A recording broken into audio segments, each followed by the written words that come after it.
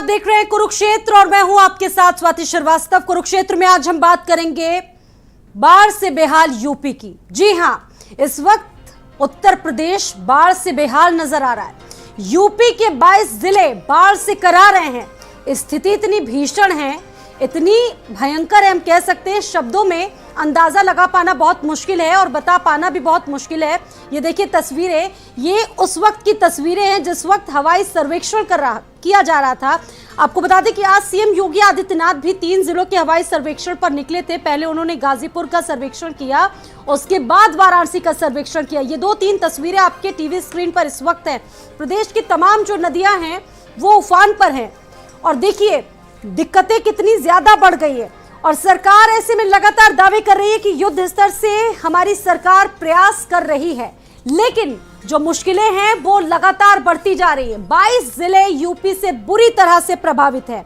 गंगा, यमुना और नदियों का विकराल रूप लोगों को डराने लगा है और लगातार जो बारिश है वो भी बीच बीच में आसमानी कहर बनकर टूटी है।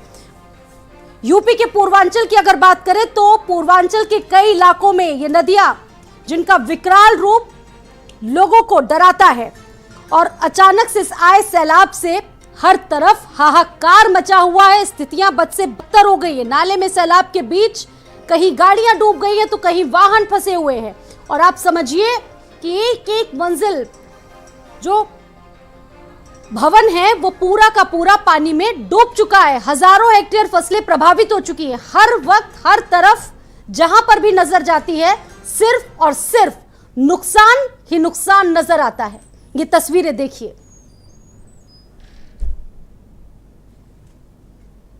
अकेले राजस्थान से 26 लाख क्यूसिक जल छोड़ने और ऐसे ही मध्य प्रदेश से भी 4 लाख क्यूसिक से अधिक जल छोड़ने के कारण चंबल नदी, बेतवा नदी और अन्य सहायक नदियों में जलस्तर काफी बढ़ गया था, जिसके कारण यमुना जी में फिर गंगा जी में ये भीषण जल प्लावन की समस्या खड़ी हुई। अकेले गाजीपुर जनपद की जब मैं बात करता हूं तो इस जनपद में 33 गांव इससे प्रभावित हुए हैं, जिसमें 7000 से अधिक परिवार बाढ़ से प्रभावित हैं, जिन्हें अलग अलग राहत कैंपों में या गांवों में उनके घरों तक ही राशन पहुंचा करके भोजन सामग्री उपलब्ध करा करके प्रशासन सहायता के कार्यों को आगे बढ़ा रहा है।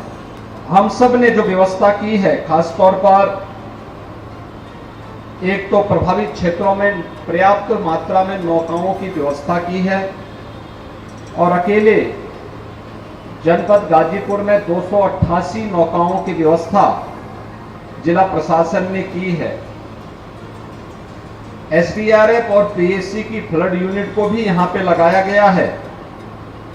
31 गोताखोर और 178 आपदा मित्र भी बाढ़ प्रभावित क्षेत्रों में जनता जनार्दन की सेवा के लिए तैनात किए गए हैं।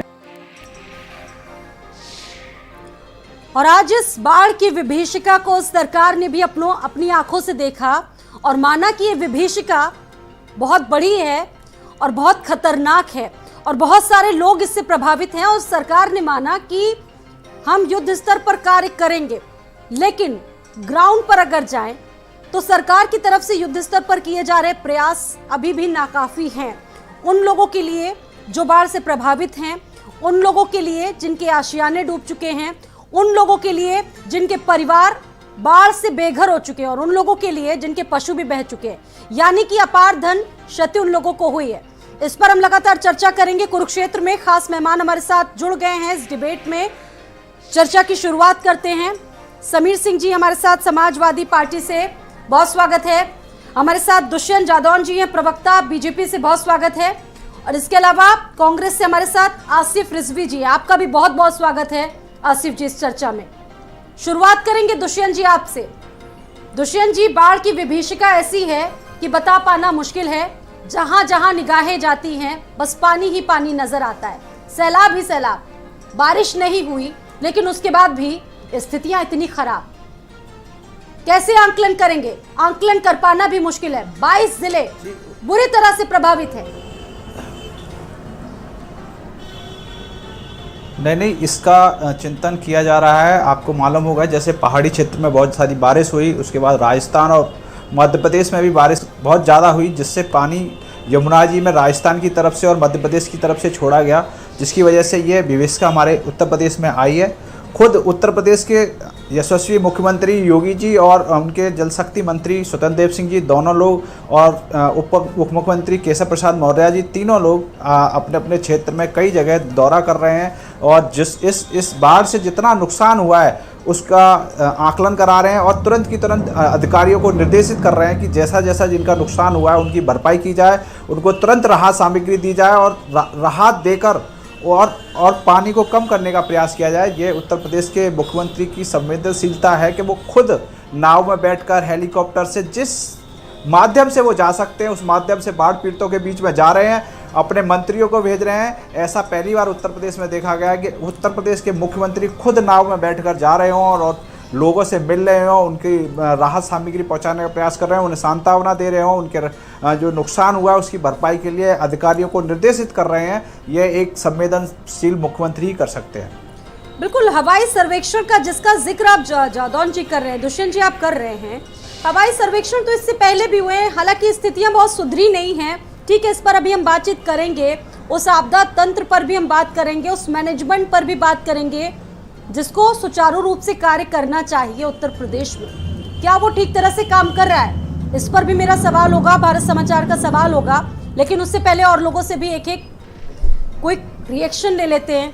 समीर जी, आप कैसे देख रहे हैं? पूर्वांचल के 22 जिले चपेट में हैं और आपको लगता है कि हवाई सर्वेक्षण कर लेने मात्र से समस्याएं दूर हो जाएंगी लोगों की? क्योंकि कमोबेश ऐसी स्थिति हर साल देखने को मिलती है। 5 सालों की अगर हम बात करें तो यही तस्वीर, यही स्थिति हर साल, कोई बदलाव नहीं। देखिए स्वाति जी, सबसे पहले तो जैसा कि अभी आपने अपने जो स्टोरी बताई थी उसमें आपने ये खुलासा किया कि 22 जिले कुछ ऐसे हैं जो कि भीषण बाढ़ की चपेट में हैं। तो 22 जिले अगर बाढ़ की चपेट में हैं तो उनमें के लाखों लोग ऐसे हैं जो इससे त्रस्त हैं, जो उनको अपना घर छोड़ के दूसरे जगहों पे शिफ्ट होना पड़ रहा है, पलायन करना पड़ रहा है, उनके जो जानवर हैं उनकी भी दिक्कत है, कई हज़ारों हेक्टेयर फसलें भी जा चुकी हैं। तो सबसे पहले तो मेरी सांत्वनाएं इन सभी प्रदेश के वासियों के साथ, सभी गांव वालों के साथ जिनको इस त्रासदी को फेस करना पड़ रहा है। और रही बात जो अभी योगी जी की जो हवाई सर्वेक्षण की बात हो रही है, तो देखिए इससे पहले भी शायद कई बार हवाई सर्वेक्षण हुए हैं कई चीज़ों की। जो लास्ट हवाई सर्वेक्षण जो थोड़ा सा हाईलाइट हुआ था वो हुआ था जब वो कांवड़ यात्रा चल रही थी तो ऊपर से फूल बरसाए जा रहे थे। तो मुझे लगता है कि कहीं ना कहीं ये भी उसी तरीके का एक ऑप्टिक्स वाला काम हो रहा है कि फूल ऊपर से बरसाए जा रहे हैं, वो ऑप्टिक्स का काम है, नीचे जो कांवड़ यात्री उनके लिए कुछ नहीं है। सेम तरीके से अब आप सर्वेक्षण कर रहे हैं ऊपर से, हालांकि अच्छी बात है कुछ तो चलिए कर रहे हैं, लेकिन मुझे ये ज़्यादा एक प्रॉब्लम लगती है कि अगर ये एक रेपिटेटिव चीज़ है, ये हर साल कभी बाढ़ का मौसम आता है तो हर साल इसके लिए कोई प्रेपरेशंस नहीं होती, या फिर अभी भी अगर योगी आदित्यनाथ जी जो अभी हमारे प्रवक्ता जी बोल रहे थे कि योगी आदित्यनाथ जी हमारे प्रदेश के जो मुख्यमंत्री हैं उनकी संवेदनशीलता की वो दाद देते हैं, तो मुझे लगता है कि संवेदनशीलता दिखाने से ज़्यादा अगर जो कुछ एक ऐसा प्लान ऑफ एक्शन सरकार के पास है जो कि जिन लोगों ने अपने घर खो दिए, जिन लोगों ने अपनी फसलें गंवा दी, जिन लोगों ने उनके जो पशु थे उनको खो दिया या वो मिसिंग है, तो उनके लिए अगर कोई एक्शन प्लान कोई जारी होता तो शायद ज़्यादा संवेदनशीलता दिखती। हालांकि क्योंकि लेकिन सिर्फ अगर कैमरे के लिए, तो कैमरे के लिए संवेदनशीलता काफ़ी है और भारतीय जनता पार्टी को शायद कैमरे से कुछ ज़्यादा ही प्यार हम देखते हैं, चाहे नीचे से ऊपर तक। लेकिन ये इस समय मुझे नहीं लगता कि ये आरोप प्रत्यारोप का समय है, ये समय नहीं है। इस समय बहुत ज़्यादा ऐसा समय है, इतना संजीदा समय है कि इस पर लोगों को जितनी हो सके ज्यादा से ज्यादा राहत पहुंचे। जी बिल्कुल स्वाति जी, इनफैक्ट महसूस भी नहीं कर सकते। इनफैक्ट अभी हम एक चीज भूल रहे हैं कि अभी ये 22 जिलों की बात हो रही है जो कि बाढ़ से ग्रसित हैं। इससे पहले अभी मात्र 10 दिन पहले तक हमारे कम से कम आधा उत्तर प्रदेश सूखे से प्रभावित है उसमें फसलों की कितनी ज़्यादा किसानों को दिक्कत हो रही है। तो प्रोडक्शन इस बार जो हमारी जो धान की खेती होती है उसकी प्रोडक्शन बहुत कम होने वाली है। अभी कहा जा रहा है कि उसके ऊपर भी कुछ टाइम पहले आया था कि एक जो राज्य सरकार है उसने केंद्र सरकार को जो भी अफेक्टेड किसान हैं उनके लिए एक वित्तीय पैकेज का डिमांड या उनके लिए रखने की कुछ बात चल रही थी, लेकिन अभी उस पर भी कुछ नहीं आया है। तो देखिए एक दोहरी मार झेल रहे हैं प्रदेश के किसान, एक तरफ सूखा और अब ये बाढ़।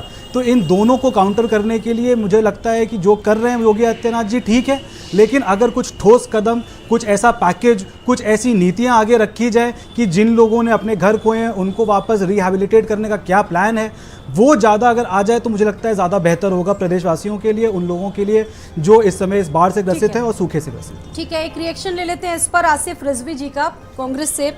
आसिफ रिजवी जी, ये तस्वीरें आप देख रहे होंगे, उसके अलावा जो ग्राउंड रिपोर्ट है वो इससे बिल्कुल इतर है। आपने खुद देखा होगा जगह जगहों पर क्या तस्वीरें निकल कर सामने आई, ये स्थितियां कितनी विकराल हो गई हैं लोगों के लिए।